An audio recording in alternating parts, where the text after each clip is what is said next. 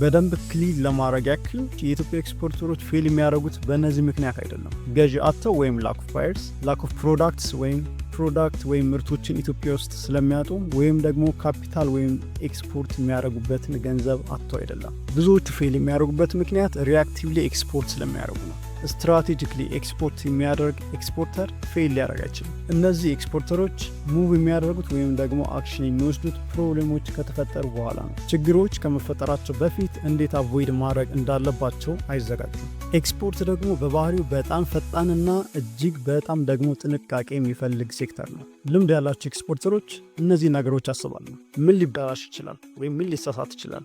ዲሌይ የቱ ጋር ሊፈጠር ይችላል? ምን ዶክመንት ብሎክ ሊያስደረገኝ ይችላል? የትኛው ሬጉሌሽን ደግሞ ፔመንት ሊያዘገይብኝ ይችላል? ጀማሪዎች ግን መጀመሪያ ሺፕ እናርግ እንላከው እቃውን ከዛ ኢሹዎችን በኋላ ፊክስ እናደርጋለን ብሎ ሊያስቡ ይችላሉ።